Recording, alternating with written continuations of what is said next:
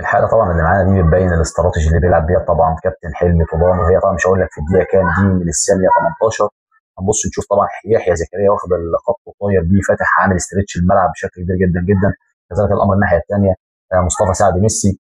وطبعا ده اللي كان شغال عليه كابتن حلمي طولان خلال المباراه، وهي تطهير الجبهات، عامل جبهات من ناحيه اليمين وناحيه الشمال بالنسبه لاكرم توفيق ومصطفى سعد.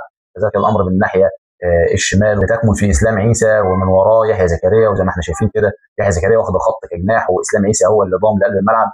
الكره هتلاقي طبعا هنا زي ما حضراتكم شايفين معايا يا صديقي العزيز، الكره هتلعب على يحيى زكريا، وده طبعا بتبين نوايا اللاعب بالنسبه لكابتن حلمي طولان، هو ان هو عامل استرتش الملعب طولا وعرضا، وبيلعب طبعا عرضيات، سواء عرضيات داخل ال 18 او عرضيات لورا لوسط الملعب، بحيث ان يبقى فيه تصوير من بره، وده اللي نجح فيه وعمل شغل كبير جدا جدا.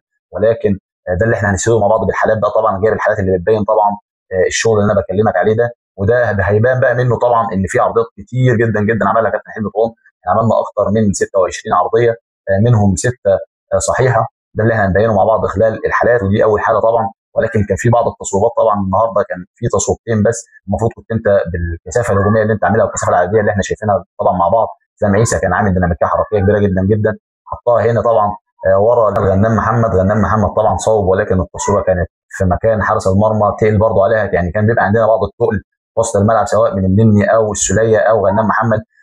كنت انت بتحضر لعب وتلعب على الاطراف وبعد كده تنزلها تحت في التصويب. صوبنا بس تصويبتين منها بتاعت غنام محمد ديت، ولكن حارس المرمى ما بقاش ادنى سهوله ان هو يصدها، كان في مكانه. كذلك الامر برضه محمد النني كانت فيه تصويبه، كذلك الامر حطها برضه في ايد حارس المرمى بمنتهى السهوله، لكن الحارس برضه مش افضل حاجه. لو كنا صوبنا عليه بشكل كويس جدا جدا، او حطينا الكره تبقى بعيده عن مناطق جسمه، كانت هتبقى هدف.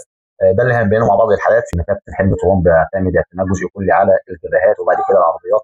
هنشوف هنا طبعا الاوفرلود عمل مصطفى سعد ميسي لاكرم توفيق، حطها ولكن ما حطهاش افضل حاجه. قاوح فيها طبعا مصطفى سعد ميسي مع المدافع وخدها وريحها هنا محمد شريف. محمد شريف حطها ولكن بدون اتقان. محمد شريف طبعا زي ما احنا عارفين اخر فتره له مش مميز اطلاقا. خلال الفتره بتاعت مباريات الاهلي اتكلمنا وقلنا محمد شريف لقب بدني مش افضل حاجه، ما عندوش الفينشنج مش افضل حاجه، والمفروض محمد شريف كان يقدر يستغل الفتره ديت في ان هو يرجع مستواه ويقدر يشتغل على نفسه، ويبقى دي بالنسبه له فرصه ذهبيه علشان خاطر يبقى متواجد خلال الفتره اللي جايه مع النادي الاهلي. فانا بشوف طبعا كابتن حلمي طولان الاستراتيجي بتاعتي انا حاططها، لكن المشكله عندي هنا في اختيار الادوات. طبعا شغال عرضيات يبقى لازم موجوده عندي هنا مروان حمدي لو مش موجود حتى مروان حمدي يبقى عندي حسام حسن. في القصه بتاعت ان مروان حمدي جاي من سفر والكلام ده كله، انا كنت ممكن استخدم حسام حسن مميز في العرضيات الهوائيه والارضيه، لعيب لطاش. لكن محمد شريف مش بتاعته اطلاقا، محمد شريف بيعتمد على المساحات. الكلام ده كان زمان قلنا قبل طبعا المستوى المتدني بتاع محمد شريف خلال الفتره اللي احنا فيها. فطبعا لازم انا الاختيار الادوات بتاعتي اسلام عيسى، كذلك الامر كنت لازم استغنى عن حد من وسط الملعب سواء عمرو السوليه او النني، الاثنين كبار في السن ما عندهمش الديناميكيه الحركيه والحته الزياده العدديه، خاصه ان المنتخب الكويتي مسلمك مستأنس جدا جدا، مسلمك وسط الملعب، مسلمك نفسه ودائما وردا بيلعب زون. فكان لازم يكون عندك واحد عنده الديناميكيه الحركيه بتاعت الزياده العاديه، وان هو ما تبقاش عارف هو يتحرك فين وهيلعب فين، اللي هو اسلام عيسى يبقى جاي من وسط الملعب. كذلك الامر في الحته الدفاعيه عنده الحته ديت، الجزئيه دي شفناها كتير مع علي ماهر في سيراميكا. فكنت انا اقدر هتقول لي طب اسلام عيسى انا هشيله من على الجناح احط مين؟ احط مكانه مصطفى شلبي مميز في الحته بتاعت العرضيات والحته اللي على الخط بيعملها كما ينبغي ان يكون. كذلك الامر برضه العرضيه لو جايه من الناحيه الثانيه اقدر استغله في الهيدرز، يقدر يشتغل معايا في الجزئيه ديت. طالما انا اخترت الاستراتيجي يبقى اشتغل على الادوات بتاعتي اللي تناسب الطريقه. ولكن كابتن حلمي طولان ما كانش موفق اطلاقا في اختيار العناصر بتاعته. كذلك الامر بالنسبه لمصطفى سعد ميسي مش افضل حاجه في الهيدر. يبقى كده انت عندك الثلاثي الامامي اللي انت بتشتغل كله عرضيات، مصطفى سعد ميسي مش مميز في الرأسيات، كذلك الامر محمد شريف، كذلك الامر اسلام عيسى في بعض الاحيان. فكنت انا لازم اشتغل طبعا على العناصر اللي عندي، ابدا اوظفها صح في مكانها. كذلك الامر بالنسبه لمصطفى سعد ميسي، لو انا برضو عايز عرضيات وكلام من ده كله واشتغل طبعا على الجبهات، لازم برضو الناحيه الثانيه كان يكون ميدو جابر مش مصطفى سعد، لان مصطفى سعد زي ما قلنا مش مميز في الرأسيات وقصير القامه، كلهم قصار القامه ما عندهمش الحته الاجاده الرأسيات خاصه. كان عندي طبعا ميدو جابر اقدر عندي هو بيقدر يلعب برضه بدماغه كويس. فكان لازم طبعا هنا اختيار العناصر دي اللي احنا بنتكلم عليه على كابتن حلمي طولان.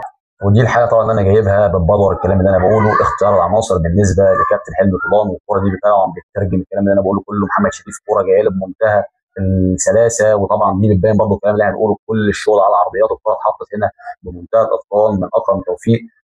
يعني هو مخترق هنا ال 18 واختار عمرو السوليه كما ينبغي ان يكون مميزه جدا، ريحها بدماغه مميزه، مش عايزه غير لمسه في الجون اقدر اتعامل بيها. طبعا محمد شريف ممكن اميل جزء واحطها بوش رجلي في البعيده هناك، يا اما احطها على طول من لمسه بدماغي، ودي اسهل حاجه بدماغي الناحيه الثانيه في البعيده هدف.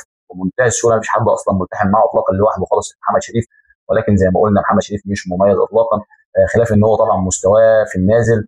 فطبعا ده اللي احنا بنتكلم عليه، كان لازم اختيار عناصر مميزه من ناحيه كابتن حلمي طولان. محمد شريف طبعا الحسنه الوحيده اللي عملها خلال المباراه هي اللقطه ديت، حرجم مع المدافع، وبدا طبعا بعد ما طبعا بقى في مساحات خد الكوره من اللاعب وحطها لاسلام عيسى. اسلام عيسى طبعا كان عامل شغل كبير جدا جدا، كان اميز لاعب في منتخب مصر، خدها اسلام. ولكن هنا كان لازم هنا في اللحظه دي هنوقف هنا مع بعض، هنلاقي هنا مصطفى سعد ميسي ظاهر له لوحده اطلاقا، كان لازم يحطها على طول من اللمسه الاضمن والاسهل.